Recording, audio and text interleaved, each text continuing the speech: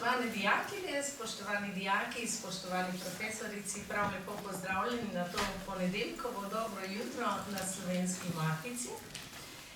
Verjamem, da je tako zgodaj naporno, pa še poslušati, pa priti in tako dalje, ampak upam pa, da boste vsaj delček tega današnjega predavanja tudi odnesli seboj tako na svoje pisanje maturitetnega eseja, kot seveda potem tudi v življenje. Zato čisto na kratko, kje ste se znašli, zakaj ste danes tukaj. Predstavili se bomo zdaj iz današnjega jutra 150 let nazaj. Torej, nekoliko več kot stoletje in pol nazaj ni v slovenščini v gimnazijah mogel potekati pouk v slovenskem jeziku. Kaj mislite, zakaj? Namreč takrat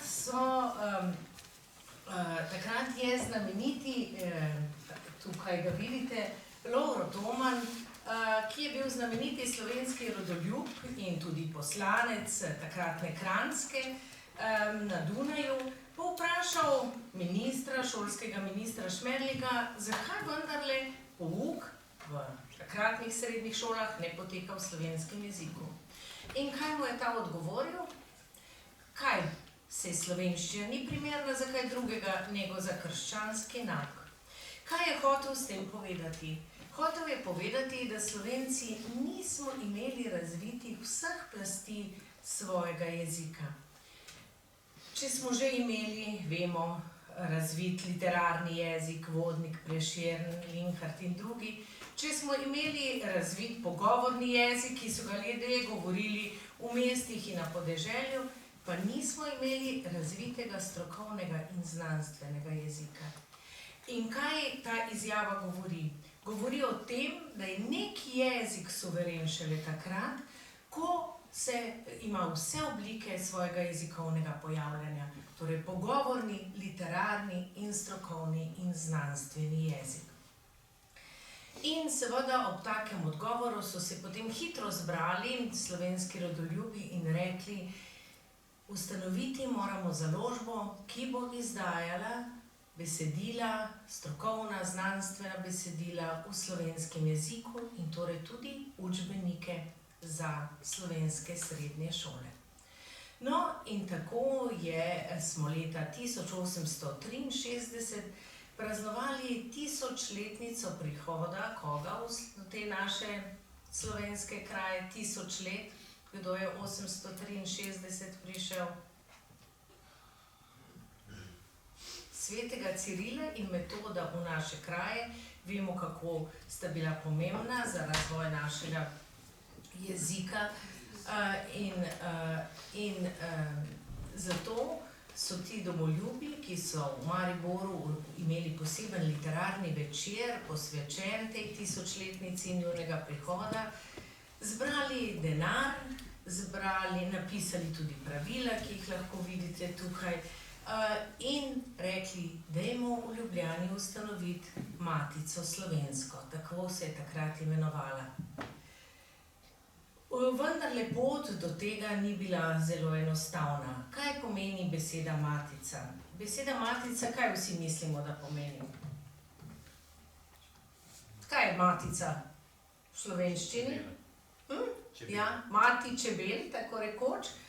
Ampak beseda matica izhaja tudi iz češke besede, ki pomeni fond, zbirka, nabor denarja. Torej, to je bila neka zbirka denarja za izdajanje zahtevnejših knjižnih besedil. Morda se boste vprašali, zakaj vam vse to zdajle pripovedujem, ko se vi pripravljate vendarle za maturo in maturitetni esej, ampak v nadaljevanju boste videli, kako zelo pomembne so vse te povezave, torej suverenost našega slovenskega jezika, njegov razvoj in seveda tudi slovenska matica, tudi za Cankarjevo ustvarjanje. No, tako so imeli že vse drugi slovanski narodi take naborke denarja, tako imenovane matice in tudi ustanove, ki so potem izdajali zahtevnejša besedila. Najstarejša je srbska matica, ki bo letos praznovala 200-letnico, torej je bila ustanovljena leta 1826. v Novem Sadu. Zakaj v Novem Sadu? Vemo, da je bila današnja Srbija razdeljena na osmanski del, in pa to Avstrijsko cesarstvo. In ta severni del je spadal pod Avstrijsko cesarstvo. Prav tako so matico imeli Čehi, Slovaki, tudi Hrvati, ki so imeli dve, celo dalmatinsko matico. Samo Slovenci take založbe nismo imeli. No, in kot sem rekla, ti domoljubi zberejo denar, pa vendarle je moralo priti tudi dovoljenje iz Dunaja, da se lahko tudi slovenska matica ustanovi. In 4. februarja 1864 je prišlo dovoljenje samega presvetlega cesarja z Dunaja, ki je prispeval še 500 goldinarjev, da se je ta ustanova dejansko lahko ustanovila oziroma začela delovati. Tako danes velja Slovenska matica za najstarejše slovensko kulturno in znanstveno društvo, ki deluje. Vem, da smo predtem, veste, da smo imeli Akademijo, Operosorum in podobna združenja. Ta danes ne delujejo več. Slovenska matica, kjer ste zdajle, pa je naše najstarejše, še delujoče kulturno in znanstveno društvo. Kaj to pomeni? Ne samo, da je začela izdajati dejansko učbenike, strokovna in znanstvena besedila, torej razvijati strokovno terminologijo za področje fizike, biologije, kemije in tako dalje, ampak je Slovenska matica povezala vse takratne intelektualce. Vemo, da nismo imeli univerze, ta se ustanovi 1919, da so vsi hodili študirati na Dunaj, v Gradec ali pa tudi na italijanske univerze in da je zaradi tega bilo potrebno neko društvo, ki vse to poveže. Hkrati je imela Slovenska matica potem nalogo, da je sistematično zbirala vsa besedila v slovenskem jeziku. Torej, odkupovala je rokopise slovenskih pisateljev, recimo Valentina Vodnika in drugih. In Slovenska matica je imela v lasti tudi letak z najstarejšim slovenskim tiskanim besedilom. Katero je to? Ko so se celjski kmetje upirali v 16. stoletju, je takratna avstrijska oziroma habsburška oblast naredila poseben letak, na katerem je seveda pisalo v nemščini, kaj ti uporni kmetje pojejo, in je pisalo pojejo levku v Boga gmajna. In to je najstarejše slovensko tiskano besedilo, ta letak danes hrani NUK.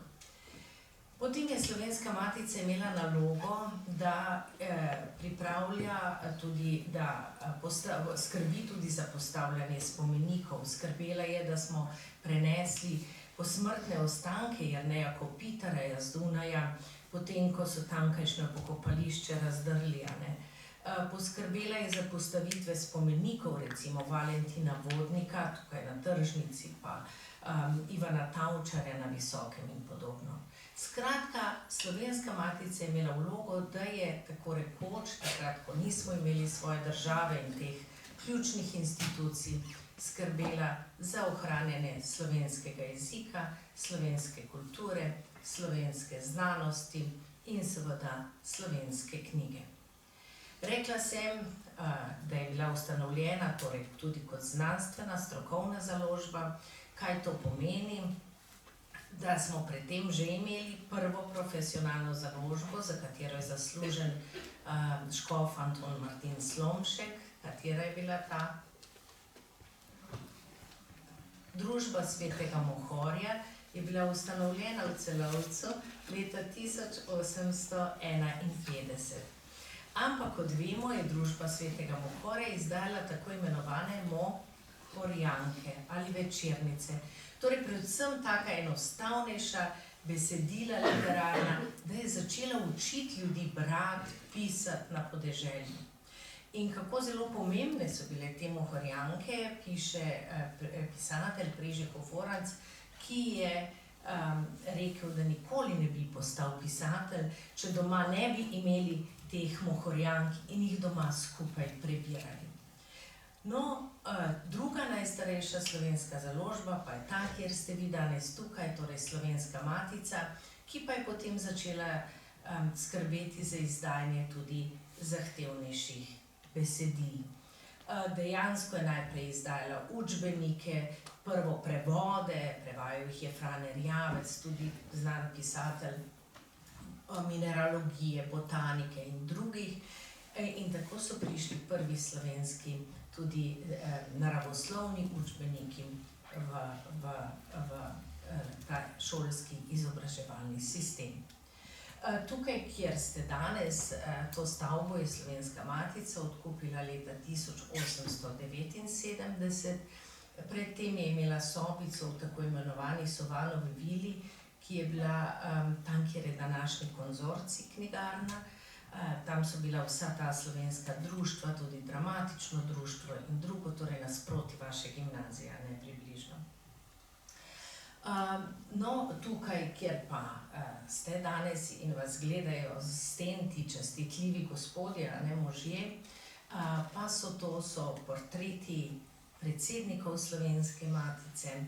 Slovenska matica je organizirana tako, da ima predsednika, ki je častna funkcija, in potem tajnika urednika, ki je tisti, ki dejansko vodi celotno delo na Slovenski matici. No, in če pogledate te portrete, lahko prepoznate marsikatero znano osebnost. Omenila sem že prvi predsednik Lovro Toman, znameniti rodoljub, ki je prvi izobesil tudi slovensko zastavo tukaj v Wolfovi ulici. In pa potem, to je Edwin Henry Costa, drugi predsednik, ki je zaslužen za to, da je naredil prvo slovensko bibliografijo. Kaj to pomeni? Da je naredil seznam vseh del, ki so do takrat v slovenščini izšla. Eden najbolj znanih je ta tukaj na levi, izdaja Kmetijske in rokodelske novice. Kdo je to? Janez Blajvajs. Ja, bravo, odlično. Janez Blajvajs, ki je tudi edini doslej predsednik, ki ni bil humanist ali družboslovec, ampak je bil naravoslovec, ker je bil po poklicu veterinar. Morda omenim tukaj na levi je še Josip Marn, to je edini duhovnik, ki je bil tudi predsednik Slovenske matice, izdajal znamenito revijo Jezičnik, ki je zelo skrbn je bil za slovenski jezik, ampak na njegovem predsednikovanju je tudi ena taka črna lisa. Namreč rekla se, matica je sistematično odkupovala rokopise slovenskih pisateljev. Josip Marn pa, ko je prebiral rokopis Simona Jenka, je dejal, ta poezija je pa kar preveč erotična. Takrat matica potem tega rokopisa ni odkupila in danes je Jenkov rokopis izgubljen. Skratka, potem so sledili še drugi predsedniki, Poklukar, Graseli in drugi. Morda prepoznate še predsednika tukaj v sredini. Kdo bi to bil? Znan pisatelj. Ivan Tavčar, odlično. On je bil predsednik Slovenske matice po prvi svetovni vojni. Namreč Slovensko matico je avstrijska oblast leta 1914 ukinila ob začetku prve svetovne vojne, ker smo izdali roman Frana Maslja Podlimbarskega Gospodin Franjo, ki je kritiziral avstrijsko oblast, kaj dela v Bosni, z ljudstvom v Bosni.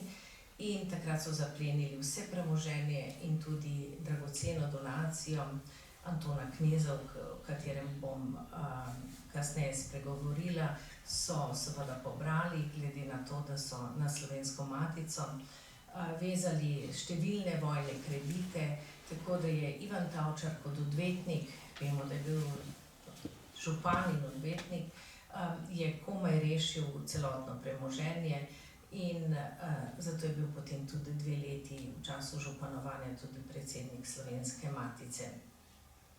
No, Slovenska matica je v tem obdobju bila tista, ki je spodbudila nastanek prve slovenske univerze, ki jo danes ima sedež tukaj zraven, a ne, Univerza v Ljubljani je danes to. In tudi kasneje je Slovenska matica tista, ki je vzpodbudila nastanek Slovenske akademije znanosti in umetnosti. Zato je toliko bolj pomembno, da njeno zgodovino poznate, ker vseh teh ustanov dejansko ne bi imeli. Predvsem pa ne bi imeli izredno dragocenega rokopisnega gradiva in knjižnice, ki jo je Slovenska matica tukaj zbirala, ob ustanovitvi univerze pa v celoti predala Narodni in univerzitetni knjižnici v Ljubljani, tako da, ko boste tam prebirali rokopise slovenskih pisateljev, je velik del teh starejših rokopisov dejansko bila last te Slovenske matice, ki je to skrbno čuvala in zbirala. Vem pa, da seveda si želite kaj več izvedeti, predvsem o današnjem o predavanju, in zato bom čisto na kratko morda zaključila. Slovenska matica je, vidite, ob ustanovitvi povabila, seveda, da so ljudje, da je lahko nabrala denar, je dala vsakemu ustanovnemu članu takole potrdilo, na katerem pa piše, ne, Matica Slovenska, potrjena z najvišjim sklepom od 4. februarja, da je s tem pismom dokaz, da je gospod, ta in ta, njen ud. Kaj to pomeni in kaj to pove? Da so bili njeni člani samo najprej na začetku samo moški, tako. Torej, njeni člani so bili samo moški. Tudi, če pogledate te portrete in tudi portrete mlajših predsednikov, ki jih hranimo zgoraj, so bili doslej predsedniki Slovenske matice samo moški. Enako tudi tajniki Slovenske matice, Fran Levstik je bil prvi tajnik, tako da tajniki so bili enako zelo ugledni. Potem je bil tudi Josip Vidmar, Juš Kozak, drugi pisatelji. Zagotovo pa je matica odločilno vlogo odigrala, ko je bil tajnik in urednik Slovenske matice med letoma 1981 in 2016, največji živeči slovenski pisatelj, to je Drago Jančar, tako je. 35 let je tako rekoč vodil Slovensko matico, no, in ko se je on upokojil, dejansko sem kot prva ženska prišla na Slovensko matico za tajnico urednico, kjer trenutno delujem, in vam bom zdaj tudi seveda povedala nekaj več o Cankarju, Romanu na klancu in Slovenski matici. Tako da zdaj bom pripravila tudi prezentacijo. Torej, zdaj ste nekaj izvedeli o Slovenski matici, vprašali pa boste, kakšno povezavo ima pravzaprav to z Ivanom Cankarjem, Romanom na klancu in seveda vašim pisanjem maturitetnega eseja. Zgodovino smo torej predstavili, zdaj pa k Ivanu Cankarju. Kot veste, se je Ivan Cankar seveda rodil na Vrhniki, kjer je obiskoval tudi tako imenovano 6-letno ljudsko šolo med letoma 1882 in 1888. Ker je bil v zadnjih 2 razredih najbolj odlični, torej najboljši vrhniški učenec, so ga vzpodbujali, da odide na šolanje naprej v Ljubljano. In tako je leta 1888 dejansko odšel v Ljubljano na tako imenovano ljubljansko realko. Kje pa je ta realka? Je to vaša gimnazija? Ne, katera pa? Tako, ja, odlično. Nemška realka je današnja Vegova, ne, oziroma srednja elektro, ali kako je, in računalniška. In to gimnazijo, to realko, je on obiskoval 7 let, takrat je trajalo 7-letno, ne, to izobraževanje, med letoma 1888 in 1895. No, in zdaj smo že pri Slovenski matici. Od 4. do 7. razreda je bil njegov učitelj slovenščine, zadnje leto pa tudi njegov razrednik Fran Levec. Prav načrtno vam nisem predstavila izmed vseh portretov tistega, ki ga vidite pri vratih. To je Cankarjev profesor Fran Levec. To je tudi najimenitnejša slika, ki jo hranimo tukaj v naši galeriji, ker jo je naslikal impresionistični slikar Ivan Grohar. Torej tudi zelo dragocena, in če vi pogledate vse ostale portrete tukaj v dvorani, ki so dokaj taki dokumentarni, realistični, je Fran Levec naslikan nekoliko drugače. Kaj je značilno recimo na tej sliki? A vidite, da je odet v neko tako zelenkasto, modro kopreno. Pravzaprav, če pogledate, obraz nima tako izrazito tega človeškega tena oziroma kože, ampak ima neko zeleno, modro kopreno. Kaj je hotel slikar s tem povedati? Kaj sta ti dve barvi? Modra, modrikasta, izraža, tudi beseda že pove etimološko neko modrost, a ne? Izraža neko modrost, izraža neko poduhovljenost, izraža seveda tudi neko veličino uma, duha, razuma. Zelena barva pa neko mlata, neko mladost. Torej to večnost mladega, svežega duha, ki ga je prežemal. In zato ta slika ni barvno, kot bi rekli, kakorkoli zgrešena, ampak ima to, je Grohar zelo simbolno naslikal Frana Levca. Fran Levec je bil namreč predsednik Slovenske matice med letoma 1893 in 1907.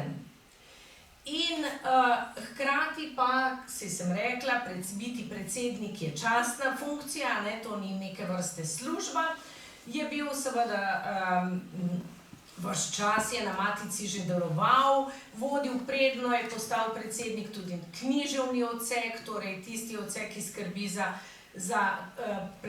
za pripravo založniškega programa, in je na tak način bil trdno povezan tudi z literaturo in književnostjo. In ker je delal službeno kot profesor, je hitro odkril Cankarjev talent. Takrat vemo, da se je Cankar potem v času tega šolanja v Ljubljani tudi povezal v znamenito zadrugo in že deloval s Ketejem, Župančičem in drugimi. Zakaj to posebej poudarjam? Ker bo prav letos 150-letnica česa? 150 let od letos je 1876. 150-letnica česa? Rojstva Ivana Cankarja in Dragotina Keteja. Tako da bo kar precej simpozijev razglašeno, je seveda tudi leto Keteja in bo velik precej dogodkov, simpozijev tudi tukaj na Matici, bo povezanih torej s slovensko modernost, s Cankarjem, Ketejem. No, v času šolanja, kot rečem, ga je vzpodbujal Fran Levec Ivana Cankarja, da piše in piše. Ko pa je Fran Levec postal predsednik, pa je seveda dobil še druge možne vzvode, kako svojega nadarjenega dijaka, oziroma takrat je potem, vemo, šel Cankar že na Dunaj, kako ga vzpodbujati k pisanju. Slovenska matica zbira vse, kar počne, torej skrbno hrani, in ohranjeni dokumenti se zbirajo v tako imenovane fascikle. V Arhivu Republike Slovenije imate že več kot 150 takih enot o celotni zgodovini, dopisih in drugim dokumentacije Slovenske matice. In če greste prebirati te dokumente za omenjeno leto, omenjeno obdobje predsedovanja Frana Levca, lahko odkrijete, da je Ivanu Cankarju vnaprej dajal honorarje. S tem ga je seveda mu plačal vnaprej, naj napiše kak roman, in potem ga je spodbujal, daj že rokopis, in to je bilo zelo, zelo pomembno. Namreč na tak način je Ivan Cankar pri Slovenski matici v samo 8 letih, med 1900 in 1908, izdal kar 10 svojih del. In to ne najkrajših, ampak če pogledate kar 4 romane, povesti, torej svojo najbolj obsežno prozno obdobje je dejansko objavljal tukaj pri Slovenski matici. No, tako je leta 1900 izdal povest Popotovanje Nikolaja Nikića. 1901 izide pripoved Tujci. Že leta 1902 pa, kaj? Roman Na klancu. Zdaj pa, ker sem vam prej omenila leto rojstva, vam bom pa dala tako jutranjo ponedeljkovo nalogo, koliko je bil Ivan Cankar star, ko je izdal roman Na klancu. 27, 21, 26 let. Si predstavljate, da je pri samo 26 letih napisal tako zahtevno delo in tako res zrelo literarno delo, kot je njegov roman Na klancu. In istega leta izda še povest Življenje in smrt Petra Nuljana. No, potem je pri Slovenski matici 1904 izšel še roman Križ na gori, 1905 povest Potepuh Marko in kralj Matjaž in pripoved V mesečini. 1906 izda spet 2 deli. Roman Martin Kačur, ki tudi vemo, da je zelo obsežen, in kratko pripoved Smrt in pogreb Jakoba Nesreče. 1908 pa izda roman Novo življenje. Zdaj, vse te našteta dela so išla v zbirki Knezova knjižnica oziroma Anton Knezova knjižnica.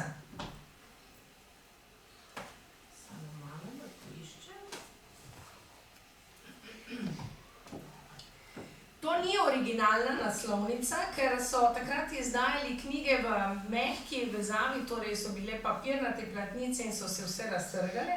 No, tako je nekako izgledala ta Anton Knezova knjižnica od znotraj in to je prav ta 9. zvezek, originalen, kjer je prvič izšel roman Na klancu. Kako Knezova knjižnica je nastala in zakaj se tako imenuje, se boste vprašali. Omenila sem Frana Levca, predsednika, ki ni bil samo izredno zaslužen za ta izjemen Cankarjev opus v samo 8 letih. Fran Levec je bil na splošno izredno dejaven kot predsednik in to imenujemo tudi zlata doba Slovenske matice. Takrat je ustanavljal številne nove zbirke leposlovne, recimo že ko je vodil knjižni odsek, je začela izhajati Zabavna knjižnica. No, potem pa je začela izhajati tudi tako imenovana Knezova knjižnica. Zakaj Knezova? Ker je bil znameniti slovenski podjetnik Anton Knez, ki je denarno nekako podpiral Slovensko matico in skrbel tudi za delovanje drugih slovenskih društev. Vendar se je ta Anton Knez nesrečno zaljubil in nekega jutra so ga našli, ker je skočil pod vlak. Mislim, da je bil takrat star 34 let in zapustil je zelo obsežno premoženje. Ko pa so odprli to njegovo oporoko, se je ugotovilo, da je 60 000 golvinarjev premoženja zapustil Slovenski matici. Si predstavljate, res, da je vmes bila inflacija, ampak če ste rekla, da je cesar dal 500 goldinarjev za ustanovitev Slovenske matice, manj kot pol stoletja prej, si predstavljate, kako izjemno donacija je to bila in dejansko si je Slovenska matica iz tega naredila fundacijo in ustanovila zbirko Anton Knezovo knjižnico v spomin na tega velikega donatorja. Žal pa, kot sem rekla, je večina tega denarja potem izginila v teh vojnih kreditih, ki so jih avstrijski oblastniki po zaplembi premoženja v Prvi svetovni vojni dali na celotno premoženje Slovenske matice. No, v tem obdobju, naj morda še poudarim, če sem prej govorila o pomenu znanosti, Fran Levec, kljub temu, da je bil profesor slovenščine, se je enako zavedal tudi vloge Slovenske matice za krepitev slovenske znanosti in je v času njegovega predsednikovanja začela izhajati tu na Slovenski matici leta 1899 tudi prva slovenska znanstvena revija, ki se je takrat imenovala Zbornik. Danes jo izdajamo pod imenom Zbornik za zgodovino naravoslovja in tehnike. Skratka, to obdobje Frana Levca je bilo zares neverjetno in izjemno. Kako pa so približno izgledale naslovnice, naj pokažem tudi še, kako je bilo zahtevno takrat pripravljati knjige.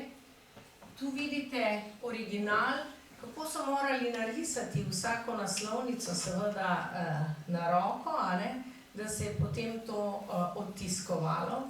In tu je osnutek za naslovnico te ene od knjig iz Knezove knjižnice. No, in potem so v času, so takole, vidite, potem imeli posebne plakate, katere knjige bodo išle, in to so te znamenite zbirke, ki sem jih že omenjala, prevodi svetovne književnosti, Knezova knjižnica, Zabavna knjižnica in tako dalje. No,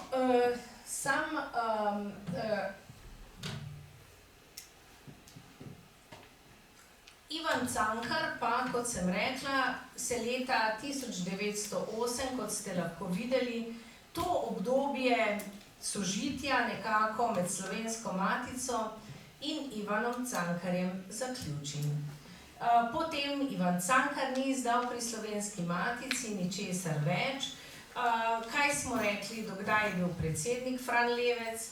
Do 1907, torej v tem obdobju je še pripravil to knjigo Novo življenje, ki je izšla 1908, ker se založniški program vedno dela za eno leto naprej.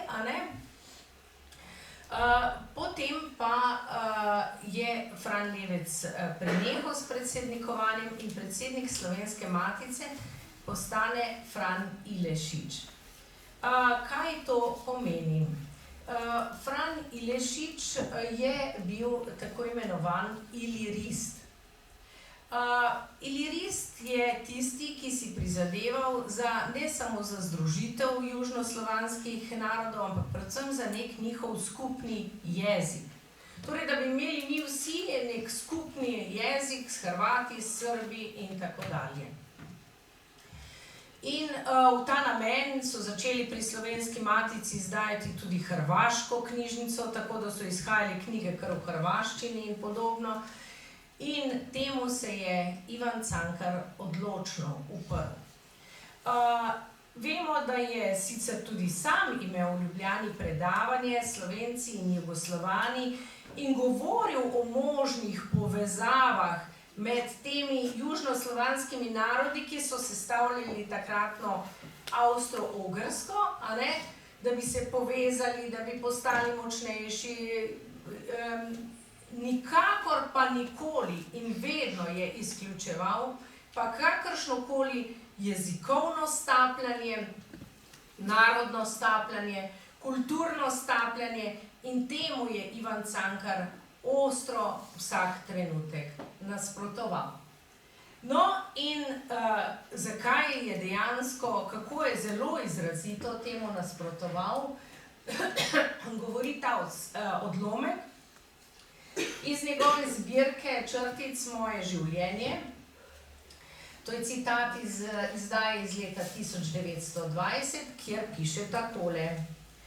Nedavno je Slovenska matica razpošiljala po naših krajih formular, na katerega naj bi ljudje napisali poglavitne zanimivosti iz svojega življenja in nehanja.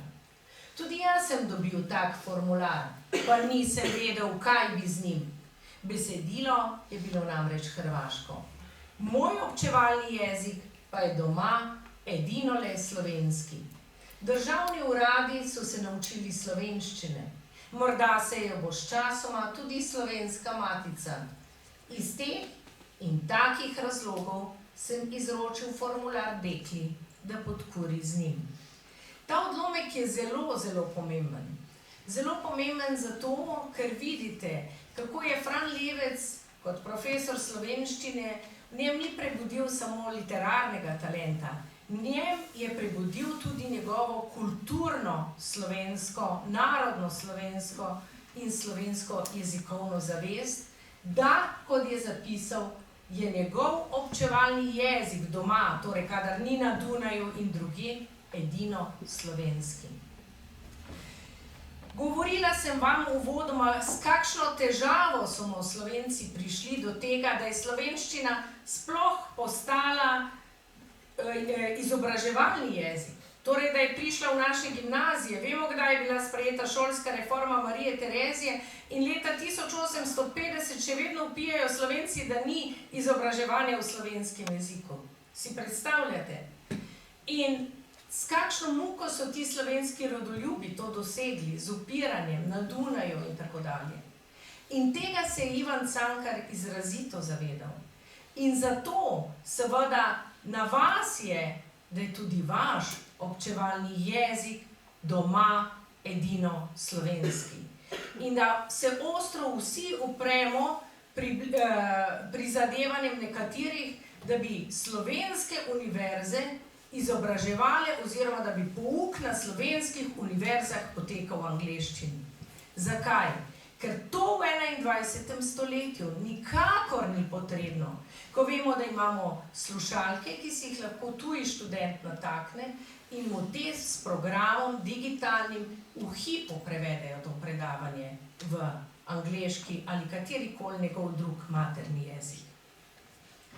In to je sporočilo vsega Cankarjevega pisanja tudi, njegove skrbi za jezik, njegovega razvijanja jezika, kot bomo v nadaljevanju videli. Skratka, ta odlomek govori tudi o tem, s kako težavo smo mi prišli do slovenščine kot uradnega jezika v javni rabi, ne? Piše, državni uradi so se končno naučili slovenščine. Naj vam povem, da smo nedavno izdali pri Slovenski matici knjigo Neznani Jurčič, o Jurčiču kot uredniku slovenskega naroda. V tisti knjigi je na desetine citatov, kako so se moral vsak Slovenec boriti za to, da je slovenski jezik prišel v javne urade. Imel je Josip Jurčič v Slovenskem narodu posebno rubriko, kjer je pisal posebno rubriko za profesorje, kjer je pisal: Izvedeli smo, da profesor Böhm na liceju še vedno rad govori v nemškem jeziku. In seveda je potem tega profesorja postalo sram in je javil, da je znova objavil, no, profesor Böhm nam je javil, da zna slovensko in da bo predaval v slovenščini. Skratka, na tak način so z javnim nekim objavljanjem, kdo noče govoriti slovensko, dosegli, da smo nekako le prišli do javne rabe slovenščine.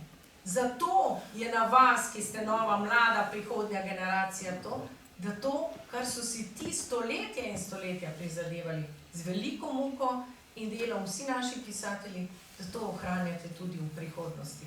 Naj vam povem zanimivost, eno anekdoto, ki bo za vas recimo zanimiva, v kateri piše Jurčič.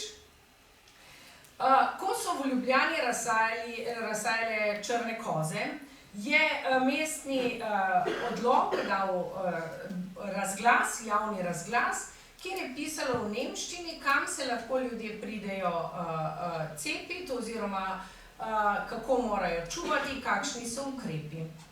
In seveda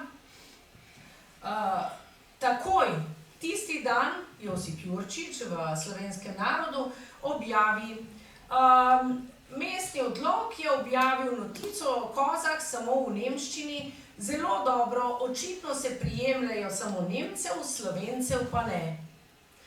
In takoj naslednji dan je bil odlok objavljen tudi v slovenščini. Skratka, vsi ti pisatelji so opravili za vse vas, da lahko danes imate učbenike v slovenskem jeziku, da se lahko izobražujete v slovenskem jeziku, neizmerno veliko in pomembno delo. No, zato je to obdobje predsednikovanja Frana Ilišiča, ki ga vidite tukaj, seveda na nek način obdobje tudi zatona Slovenske matice, če vemo, da je bila Slovenska matica ustanovljena ravno zato, da krepi slovenski jezik, knjigo in tako dalje. In ta Cankarjev citat izrazito o tem pričuje, tako da si ga vtisnite v spomin, kako odločno je vrgel formular v ogenj, kot pravi. No, zdaj pa, morda samo še toliko. Omenila sem vam, da je Slovenska matica skrbela za postavitev tudi spomenikov, a ne? Zato, da pa si ti takrat lahko spomenik postavil, so morali imeti neko podobo obraza, a ne, vsakega slovenskega pisatelja oziroma znanega Slovenca. In zato je Slovenska matica bila tudi tista, ki je pri kiparjih, ki so morali to, če so hoteli pač kiparji biti, obvladati to tehniko, vzela, potem ko je nekdo umrl, posmrtni odtis in je zbirala posmrtne maske slovenskih pisateljev. In tukaj lahko vidite, še vedno hranimo Cankarjevo posmrtno masko. Skratka, to je odtis, ki je bil vzet z Cankarjevega obraza, potem ko je umrl.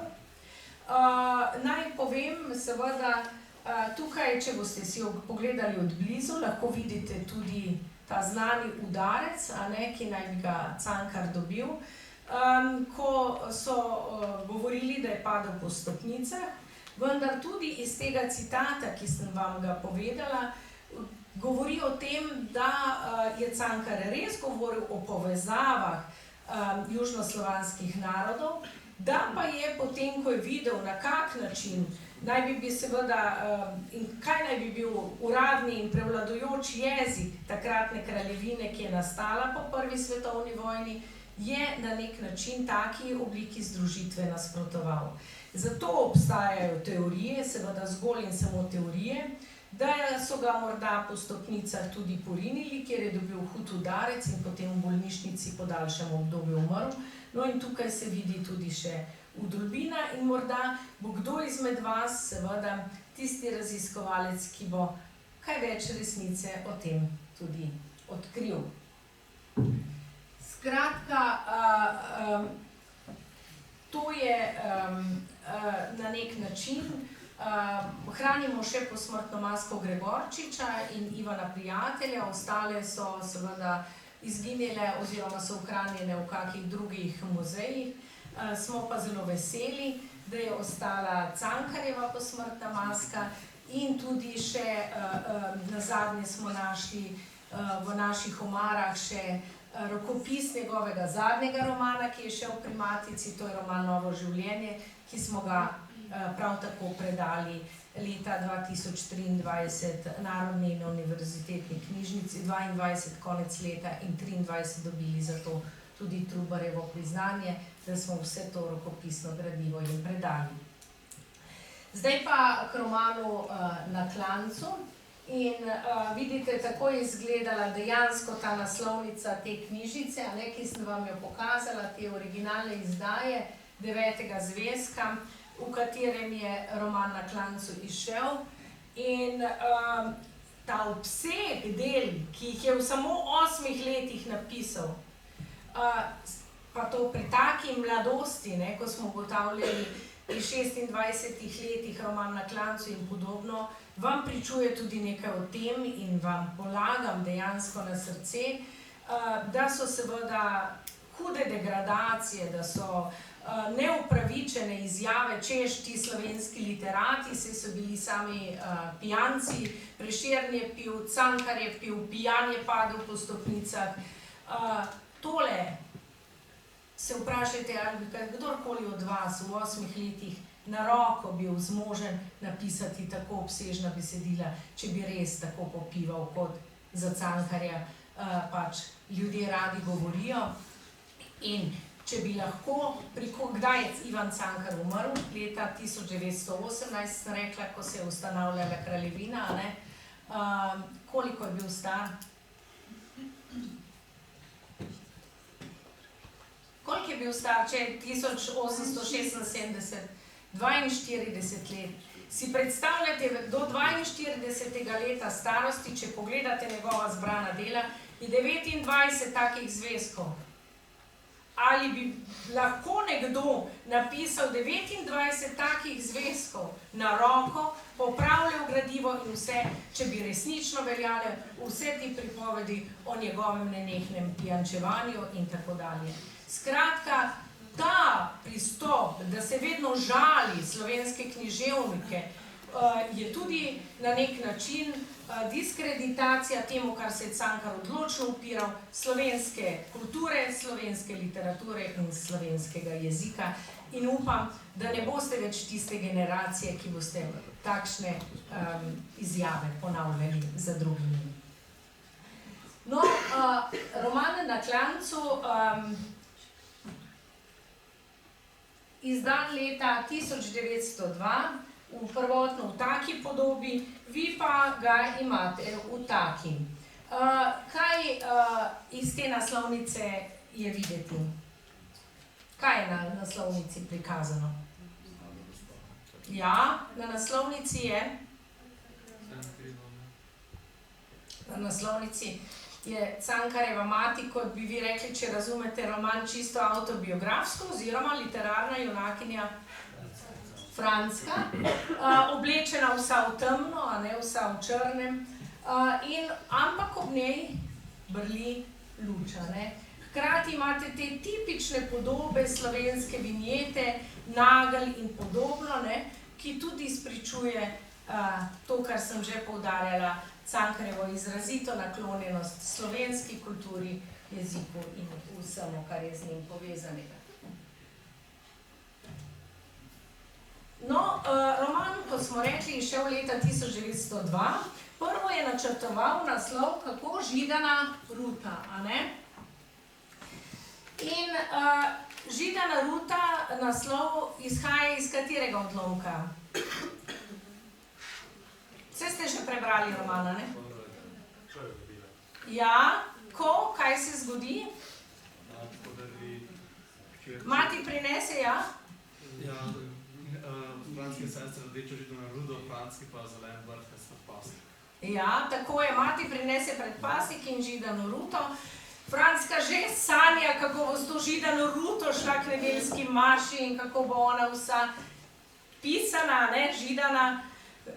In nazadnje pa spet dobi predpasnik. To je seveda simbolno, Ta židana ruta je torej simbol njenih sanj, simbol njenega hrepenenja, potem, da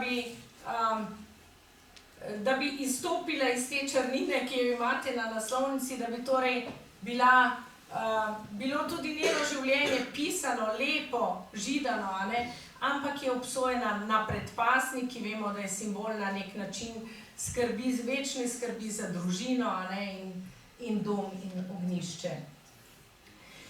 Potem pa si je Cankar premislil in ni dal naslova Židana ruta, ampak je roman naslovil veliko bolj široko Na klancu. Ker če bi ga naslovil Žida na Ruta, bi bil na koga osredotočen ta roman? Na Fransko, na njene sanje, njeno hrepenenje, skratka, izključno na ta literarni lik. S tem, ko je on naslovil roman Na klancu, če vi pogledate samo vsebino romana, vidite, da se ta metafora klanca pa izrazito razvija, a ne? Skratka, najprej je klanec tisti prostor Franskinega življenja, potem na koncu pa je zadnjo poglavje naslovljeno kako? Klanec siromakov. Torej razširi to svoj roman, že samim naslovom pove, da bo iz te osebne, individualne Franskine zgodbe prešel na veliko širšo, socialno sliko preide, a ne? Torej ta kolektivni subjekt, siromake. In s tem on jasno da neko izrazito drugačno sporočilo in skozi roman spreminja te metaforične pomene klanca, a ne? Zato seveda je lahko taka naslovnica deloma tudi zavajajoča, a ne? Ker to ni izključno in samo Franskina zgodba. To ni osebna, individualna zgodba. To ni niti samo in izključno biografska zgodba njegove matere, kot ste vi prepoznali, a ne? Skratka, zdaj, če mi pogledamo ta klanec. Klanec, ki je tudi v naslovu Cankarjevega romana in potem tudi v naslovu romana Tine Vrščaj, je zelo pogosta beseda pri Cankarju. Pri nas je izdala knjigo profesorica doktorica Vesna Mikolič Ali bereš Cankarja. In z računalniško metodo vemo, da so danes vsi Cankarjeve besedila, če boste kdaj pozabili knjigo, imate na spletu Cankarjevo Na klancu, tako da ga lahko prebirate. Vsa njegova besedila so prosto dostopna na Dlibu, a ne tudi na računalniku, torej v digitalni obliki. In zato je lahko ona računalniško, ker je cel opus digitaliziran, zbrala naredila seznam najpogostejših besed pri Ivanu Cankarju. To je ta seznam, a ne, obsežen, tu na koncu te knjige, katere besede se najpogosteje pojavljajo. In če mi zdaj pogledamo klanec, vemo, kako obsežno besedišče ima slovenski jezik, ne? Pa je klanec na 153. mestu po pogostosti besed pri Cankarju.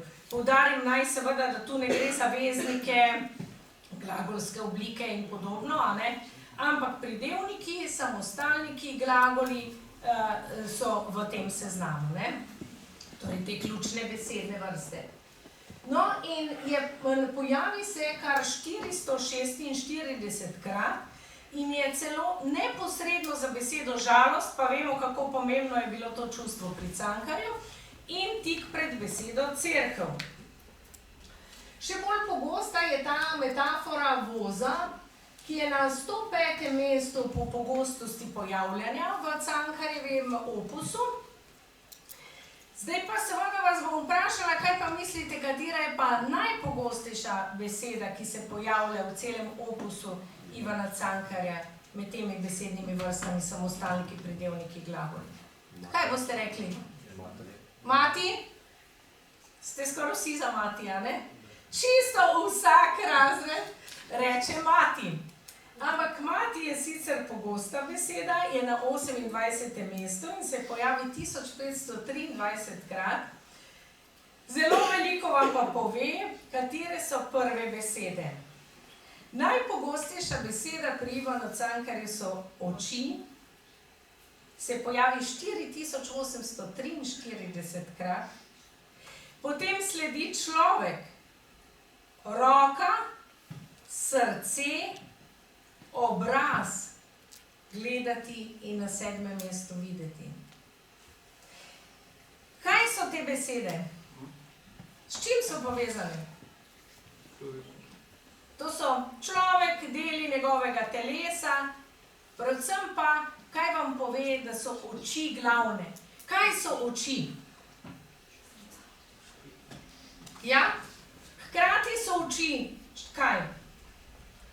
Zrcalo človekove duše. Odraz, kaj čuti človek. Ali je vesel, ali je žalosten, se vidi v očeh, a ne? Zato sta tudi pogosta seveda glagola povezati, videti in gledati s tem, a ne? Ampak hkrati so pogoste tudi te besede, ki so pa zunanja pojavnost, ne samo srce in oči, ne, ki so lahko notranjost izražajo človekovo, obraz, roke. In oči so hkrati torej tudi tiste, ki kaj gledajo. Niso samo zrcalo duše, so tudi tiste, ki zmorejo gledati, kaj z očmi vidite? Mene, sošolca, zunanji svet. So na nek način most med človekovo notranjostjo in zunanjim svetom. Preko oči človek vzpostavlja odnos do zunanjega sveta. Zato so te oči ključne. In kaj pove vam to? Te ključne besede pri Ivanu Cankarju. Da Cankar ni zgolj intimist, veliko govori o človekovem občutenju, o njegovi bolečini, o njegovi žalosti, o njegovem hrepenenju, kar so vse naša intimna notranja čustva, a ne? Ampak hkrati Cankar vedno človek zre zunanji svet. In ta zunanji svet je tisti, ki določuje tudi to našo notranjost, kako se bomo mi počutili. Skratka, ključno razmerje ni zgolj samo človekova notranjost pri Cankarju, njegovo občutenje. Je odnos, kako zunanji svet vpliva na človekovo notranjost in kako človek skozi oči zre na zunanji svet. Če se dotaknem še ene pomembne metafore, to je metafora, ki ste jo vi že opazili tukaj na naslovnici, a ne, je vrisana tudi na naslovnico tega romana, med temno pojavnostjo, a ne, Franske in seveda to svetlobo in lučjo. Namreč metaforo voza boste najbrž temeljito obravnavali ob odlomku, a ne, ob tistem poglavju za vozom, tudi pri pouku. Tako da jaz bi vam morda izpostavila to metaforo svetlobe in teme pri Cankarju. Namreč noč je tudi izredno pogosta beseda, kar na 26. mestu 1566 krat se pojavlja, torej še bolj pogosto kot beseda mati, ki je na 28. mestu, a ne? In poleg tega še je beseda tema in podobno. Proti njej pa seveda ves čas to nasprotje svetlobe in luči. In če mi zdaj pogledamo, kako se začenja roman Na klancu. Franska ni zaspala dolgo v noč. Vse je bilo že tiho. Nič se ni zganilo v temi. In skoro jo je bilo strah. Samo poredkoma je segel rezek glas iz noči. Zaukal je fant na vasi, zapel je pesem, šel je zmerom dalje po klancu navzdol in pesem je umolknila. Potopila se je v noč. Čisto kratek odlomek, pa kaj se pojavlja in ponavlja, katera beseda? Noč, 3-krat. V teh nekaj stavkih 3-krat ponovi besedo noč. In zdaj boste vi rekli, a zdaj naj mi pa profesorice razlagajo, kako ne smem ponavljati besed, Cankar pa 3-krat ponovi besedo noč tukaj. Ja, ampak vidite, to je tista temeljna razlika pri Cankarju. Če vi preberete te stavke, je ta beseda noč vsakokrat rabljena nekoliko drugače. Vsakokrat ji da nek nov drugačen pomen. Enkrat je tista, skozi katero prežarja, a ne, ta glas vesele pesmi. Enkrat je noč tista, ki prinaša strah. Skratka, to je Cankarjeva veličina. Tudi če on 4800-krat ponovil besedo oči, so te oči v vsakem odlomku, v vsakem stavku v nekem novem, drugačnem pomenu. In zato je on tak izjemen mojster slovenskega jezika, ker je besedam dajal nove in nove pomene, ko jih je postavljal v nove in drugačna razmerja in odnose človeka z zunanjim svetom. In v tem pogledu je treba brati to ponovitev. No, torej tukaj ena sama noč, ki jo edina v pesem, a ne, kot smo rekli, prestreže, kako pa se roman zaključuje. Lojze, a ne, zre na klanec siromakov in tako je. Klanec siromakov je ležal pred njim. Ubožne hiše, uboštvo v hišah. Na smrt obsojeni. Vse trpljenje je brez koristi, življenje brez koristi. V trgu so se prižigale lučke. Zasvetilo se je tu, tam, noč je prihajala in vžigalo se je že tudi na nebu. Obsojeni na smrt. Tam doli je zasvetilo. Majhna rdeča luč je trepetala. Rasla je in plapolajoča rdeča iskra se je spremenila v mirno, jasno, belo svetlobo. To je bilo učiteljevo okno. Lojze je strepetal in gledal je nepremično v mirno, belo svetlobo, ki je sijala iz noči.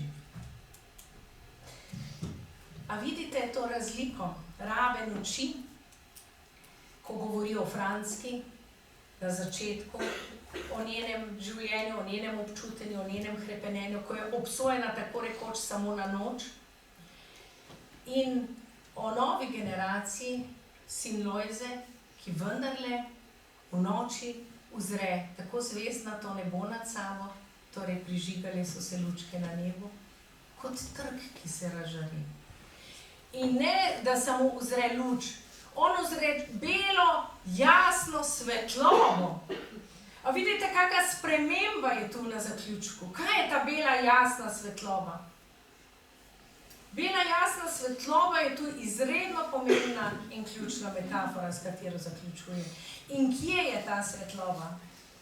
V učiteljevem oknu. V učiteljevem oknu. A boste zdaj razumeli, zakaj sem vam tako temeljito in tako dolgo razlagala o odnosu med Ivanom Cankarjem in Franom Levcem. Kaj je bil Fran Levec, njegov učitelj? Kaj hoče s tem povedati? Kako zelo pomembni so učitelji, kako zelo pomembni so vaši profesorji za vas? Ker so tista luč, ki vam prinašajo kaj?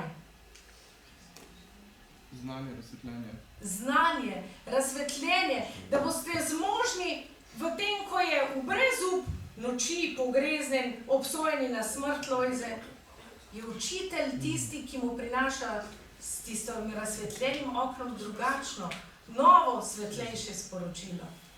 In ta zaključek tega romana leta 26, ki je šel pri Matici in ki ga je vzpodbudil njegov profesor Levec, je na nek način Cankarjev poklon tej veličini njegovega profesorja tudi obenem.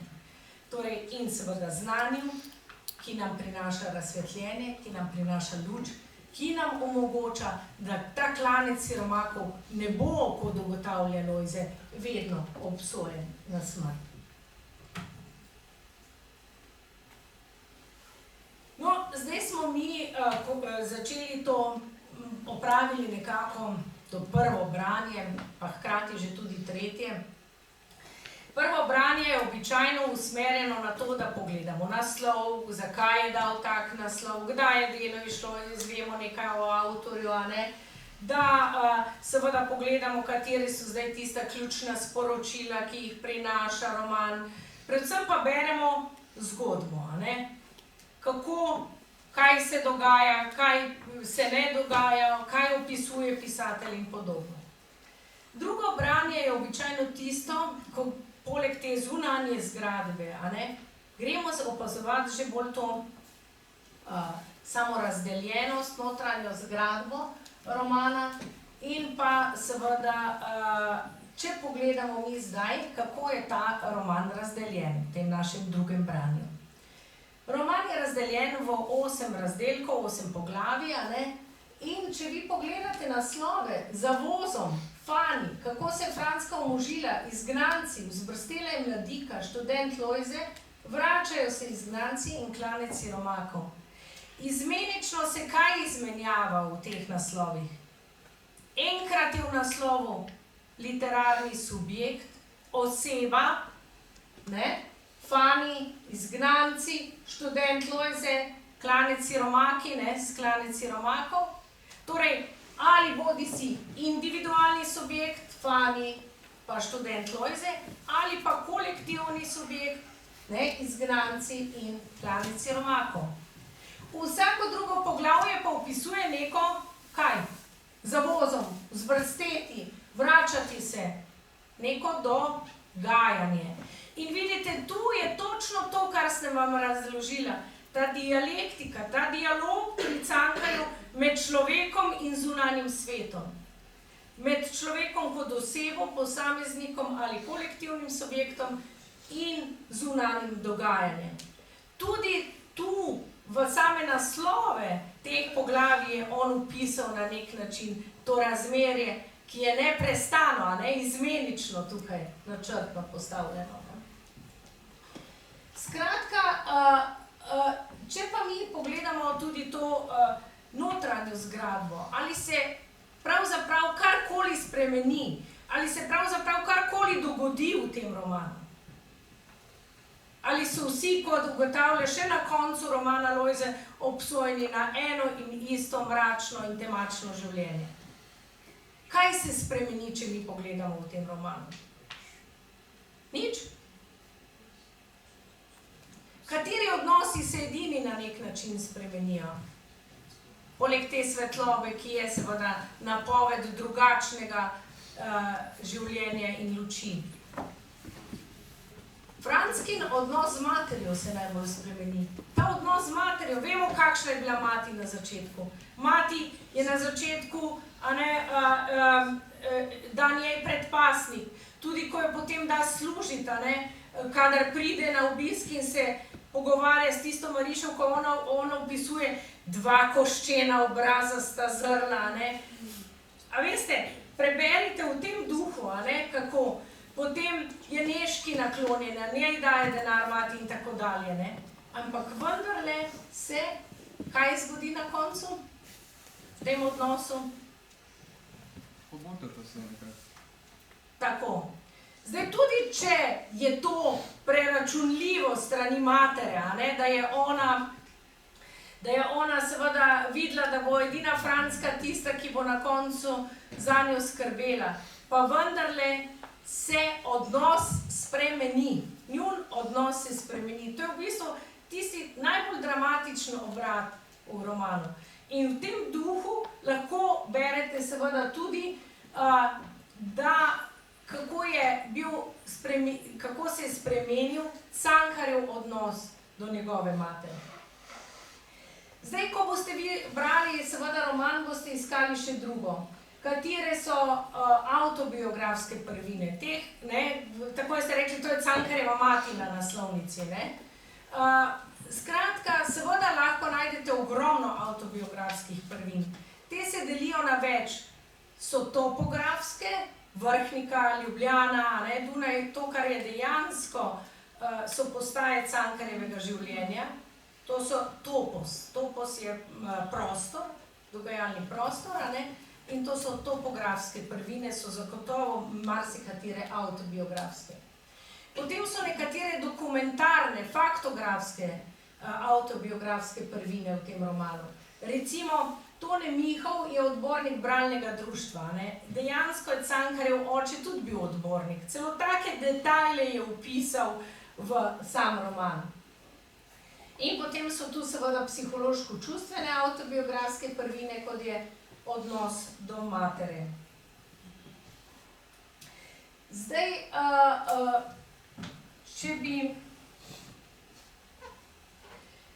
če se zdaj nekako poskušamo primerjalno brati še oba romana, da se vsaj dotaknemo tudi romana Tine Vrščaj Na klancu,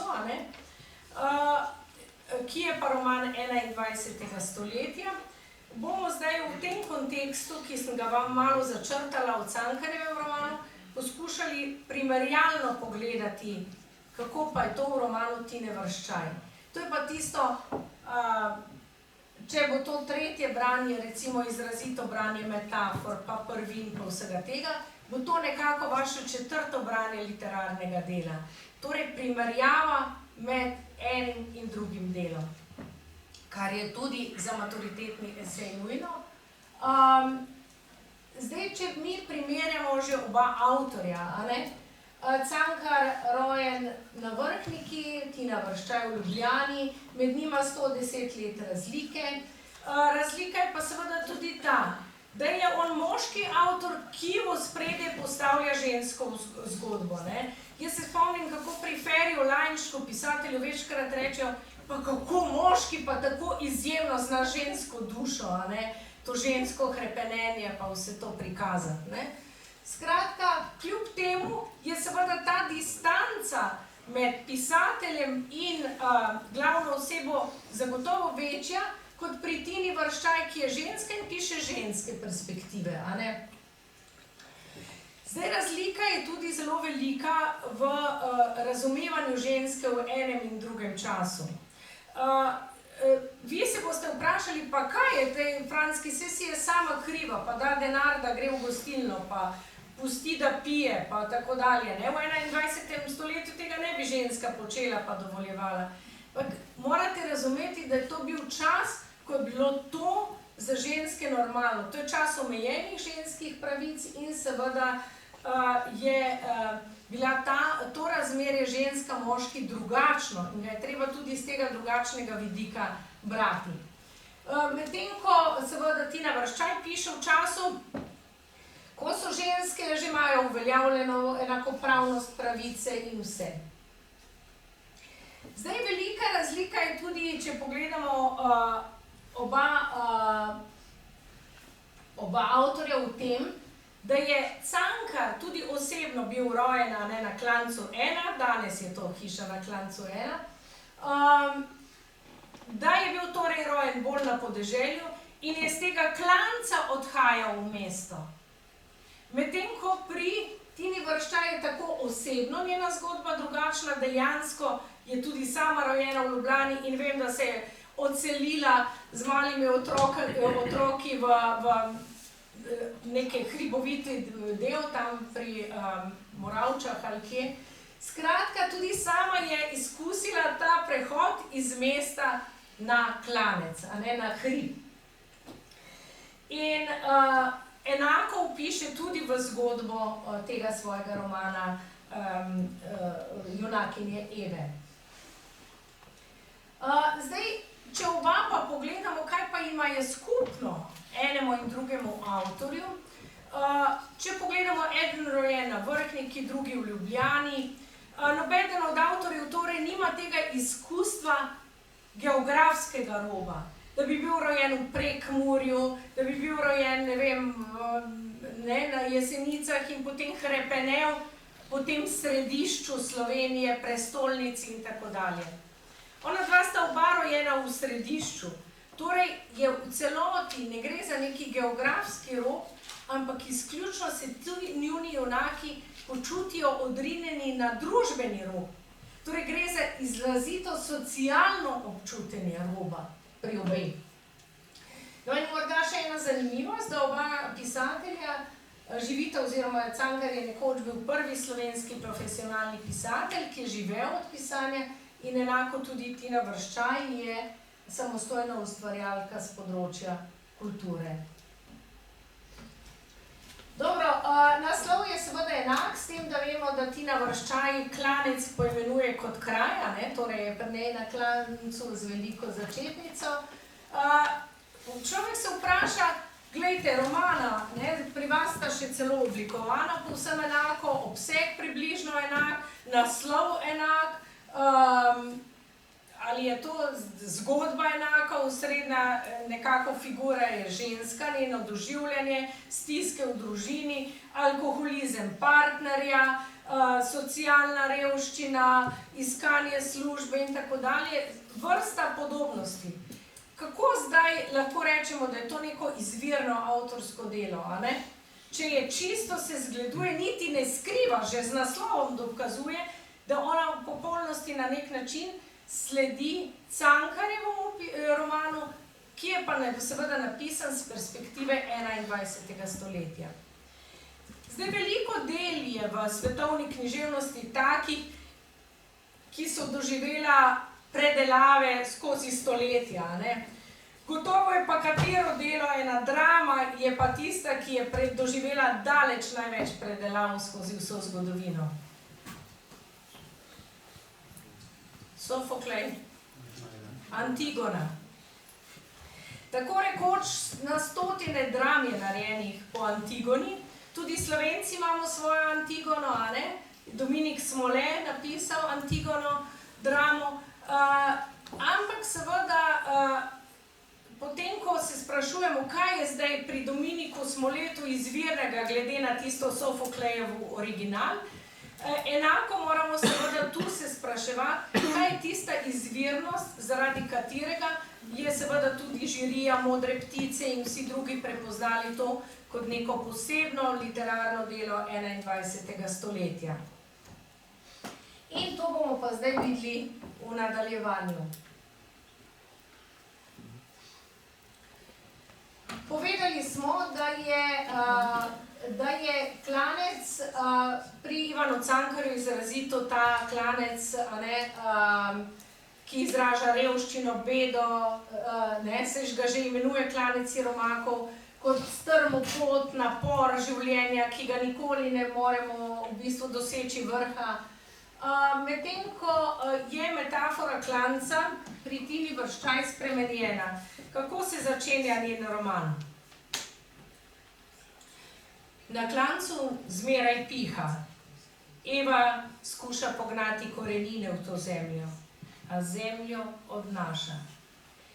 Če smo zdaj rekli, da je Cankar opisuje, kako beži Lojze, pa Franska, pa vsi, kako hočejo teči dol z tega klanca, kako hočejo doseči mesto, belo, svetlo Ljubljano, ne? Ko jo Franska gleda tam z nedeljske maše, vidi to bleščečo, belo, svetlo Ljubljano, kot tisti prostor hrepenenja. Pa je tu nekoliko drugače. Eva pride res iz mesta na klanec, že to je sprememba, ampak Eva poskuša pognati korenine v to zemljo. Ona vendarle hoče ostati na klancu, to je že ta razlika, ona poskuša na klancu ustvariti svoje življenje. Ne beži vnaprej z klanca, a ne? Ampak kaj se zgodi? Zmeraj piha. Kaj pove ta metafora zmeraj piha? Da se vse neprestano spreminja, da je vreme negotovo, torej, ne? Da se torej vremena krancem njej ne bodo zjasnila, Evi ne bodo zjasnila, da skratka je ves čas so neke spremembe, zaradi katerih ne more pognati korenin. In zdaj, če imamo pri Cankarju zelo metafore teh temeljnih pojmov, svetloba, noč, klanec, skratka, pa so pri Tini Vrščaj simbolna predvsem imena. Že v drugem stavku Eva poskuša pognati korenine. Kdo je tisti, ki poskuša pognati korenine? Kdo žene korenine? Eva, ja, ampak kdo drugače? Drevo. Rastlina, drevo poskuša pognati korenine. Simbol drevesa. In zdaj pridemo mi do nečesa. Odkot izvira ime Eva? Biblije. Ja, zgodba o Adamu in Evi, ki utrgata jabolko z drevesa spoznanja. A vidite to metaforiko, ki jo ona hotela dati v samo svoje pisanje? je že v izbor imen, a ne? Če Cankar uporablja tipična taka takratna slovenska imena, Franska, Tone, Lojze in jih ne karakterizira na nek način, je pri njej izrazito ta simbolika in metaforika imen. Skratka, drugo ime Gregor. Iz česa je sestavljeno Gregor? Gre gor, kam? Na klanec. Ampak kaj? Seveda, kako se to izteče, ko on gre gor? Slabo, ne? Se umakne, zapusti družino in tako dalje. Torej, on je v popolnem nasprotju s tem, o čemer govori njegovo ime. Če je ona živa metafora drevesa, ki doživi spoznanje, a ne? Jabolko spoznanje je utrgalo in se torej Eva spremeni, je on, ime Gregor, v popolnem nasprotju s tem, kar njegovo ime izpričuje. Potem sta tu še imeni obeh deklet. Kako je ime hčerkam? Brina, Višnja? A ne? Kaj so to imena? Dreves. A ne? Spet ta drevesna metaforika. Kaj vam vse to pove? Zakaj? A je to ona kar po naključju izbrala? Ja, ni po naključju izbrala. Ker potem vidimo tudi, kam se izteče roman. V izrazito ekološko ali okoljsko noto. A ne? Torej, če je Cankar usmeren na ta odnos človek in zunanji svet, torej človek družba, človek zunanje dogajanje, človek družba, je pri Tini Vrščaj v 21. stoletju postane še nekdo subjekt tega romana, ali pa bi rekla, ne? Torej, človek, družba in narava. A ne? Torej, to je ta temeljni premik, ki se zgodi. In seveda že samo ime Eva vam pove nekaj, a ne? Vam pove, da bo to spoznanje doživela, da ona je zmožna te spremembe, ki je Franska ni zmožna še stoletje prej, ne? Torej, in tako je Tina Vrščaj tudi sama nekje poudarila, moj klanec ni več simbol vdanosti v usodo. Skratka, še ogromno takih primerjav bi lahko delali, ampak vidim, da smo že precej na koncu, a ne, današnjega predavanja. Tako da, to je pa tisto četrto branje, ko boste pa primerjali obe deli med seboj. Torej, vsako delo prebrali najprej z vidika naslov, glavne osebe, dogajanje, vsebina, drugo branje, ta notranja struktura, tretje branje metafore, a ne, in četrto ta primerjalni vidik. Če tega poti ne boste naredili in jih ne boste opravili, ne boste dobro pisali eseja, to vam lahko povem iz izkušnje, ker imam 4 otroke, pa so 3 že pisali maturitetni esej. Zato bom z vami delila eno čisto osebno izkušnjo. To ni esej v tistem pomenu, ki ga seveda razumemo kot vaše lastno razmišljanje, kar esej od Montaigna dalje je. Kot vaše lastno, čim bolj vključevanje vsega znanja, ki ga imate. Namreč moj sin je napisal cel filozofski traktat o očiščevanju od zla ob Maji Haderlach, pa je od vseh otrok pisal najslabše maturitetni esej. Ker ni odgovoril na vprašanje, naštejte, kako so Nemci poniževali, a ne, tisto junakinjo, to je babica, ne, Maja Haderlach. In vi morate čim več našteti. So jo ustrigli, slekli do golega, so jo, ne vem, obesili na drevo. Skratka, vse to je treba našteti. In ne naštejte samo 2, ampak naštejte 5 stvari, če je potrebno. Zato se pač morate držati teh opisov, natančnih opisov vsebin, ki so dejansko zajete v tem eseju na maturi, ker si boste s tem pač izrazito olajšali delo. Skratka, vsebino poznati do podrobnosti, da lahko naštejete čim več stvari, a ne? In res odgovarjati na tisto, kar od vas zahtevajo. Ne pisati o katarzi, o čiščenju od zla, o Hannah Arendt, o vsem, kar je imel moj sin v eseju, pa mu ni čisto nič koristilo. Tako da vam iz dna srca želim res vsa ta sporočila nosite v srcu naprej, tudi ko bo za vami maturitetni esej.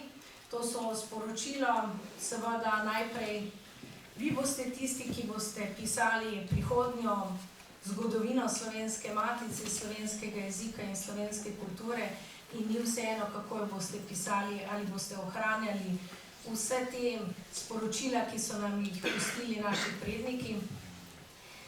Vi ste tisti, ki morate vnositi v srcu to svetlobo, ki se prižiga v učiteljevem oknu. Vi ste tisti, kot sporoča Cankar, ki morate razmisliti o svojem odnosu do matere in morda je to tisti najbolj pomemben preobrat, ki ga moramo vsi narediti v odnosu do svojih staršev. In predvsem nosite srčnost in iskrenost vse življenje. Želim vam res iz dna srca čim boljši maturitetni esej in vse dobro v življenju.